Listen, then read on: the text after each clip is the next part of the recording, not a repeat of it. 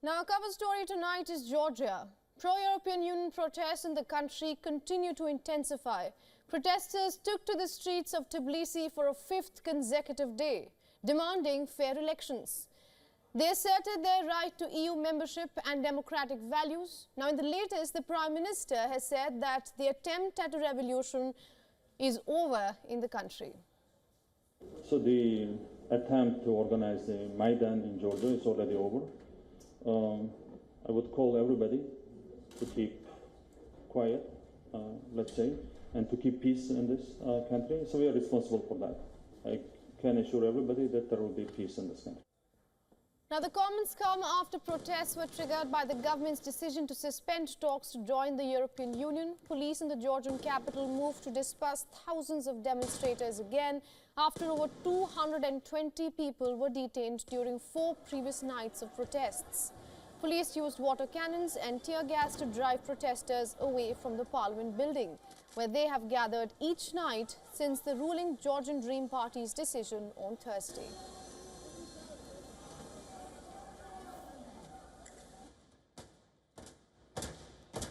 I think it's a duty of all citizens to stand here.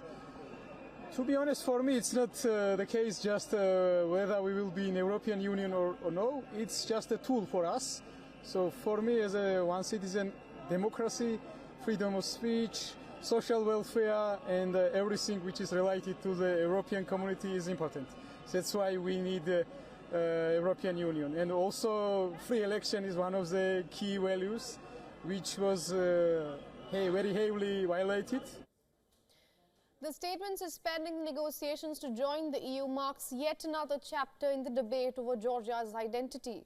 Since 2012, the Georgian Dream Party has been in power. Critics accuse the party of trying to move the country away from the EU and closer to Russia. The Georgian Dream Party claimed victory in last month's election, but opposition MPs have alleged fraud and boycotted the new parliament. On Thursday, the European Parliament backed a resolution calling the election the latest stage in Georgia's quote-unquote worsening democratic crisis. They've also held the ruling party fully responsible. The EU also expressed concern about reports of voter intimidation, vote buying and manipulation and harassment of observers. The Prime Minister has refused any potential negotiations with the opposition. Meanwhile, the Georgian president had earlier accused the government of declaring quote-unquote war on its own people. But the Prime Minister has claimed that the protests have been funded from abroad and vowed that there will be no revolution in Georgia. The UN High Commissioner for Human Rights has voiced deep concerns over the violence in Tbilisi, condemning the use of unnecessary and disproportionate force against protesters as well as journalists.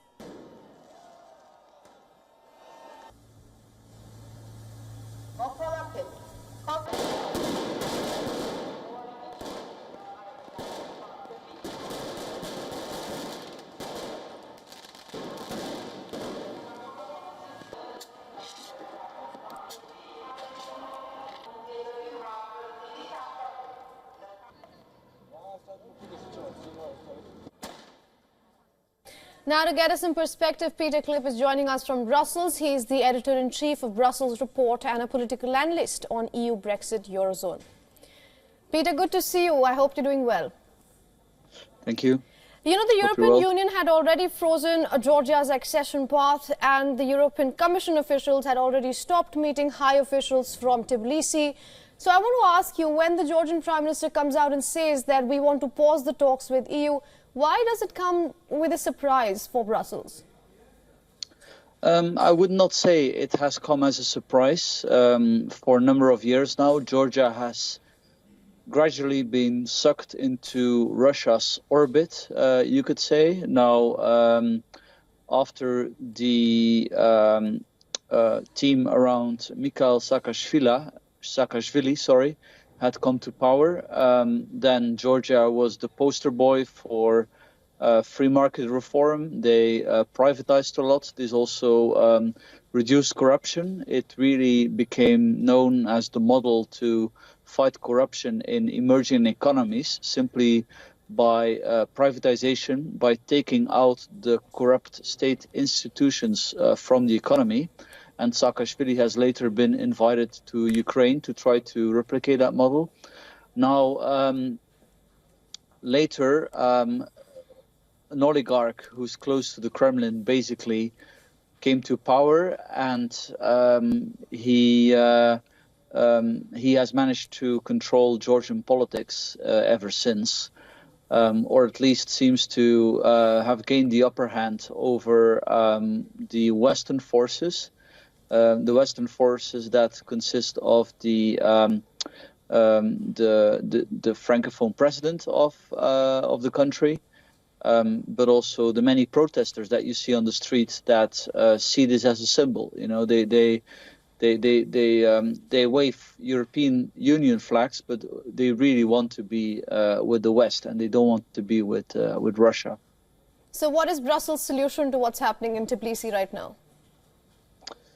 The EU has, of course, not an easy task. On the one hand, it has to send a firm signal to candidate countries that it cannot just tolerate any backsliding when it comes to democracy and rule of law. Right. So in that context, it could not be forgiven for, you know, the backsliding in Georgia. On the other hand, it has to, you know, try to give these countries a perspective, and especially countries like Georgia that have a part of a population that is very strongly pro-EU and pro-West. So the EU does not want to lose these people. So it has tried to balance this.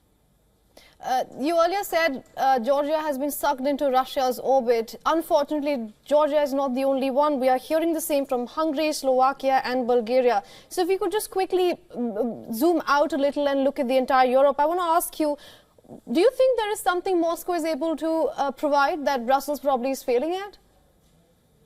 Yeah, I think the EU is becoming less attractive, unfortunately, and I would argue that's mostly because the EU has been neglecting its core business, which is opening up trades, you know, delivering economic benefits, really, and has been focused on sidetracks like ever more green regulation, trying to have a foreign policy, despite the fact that there's no consensus on what that should be.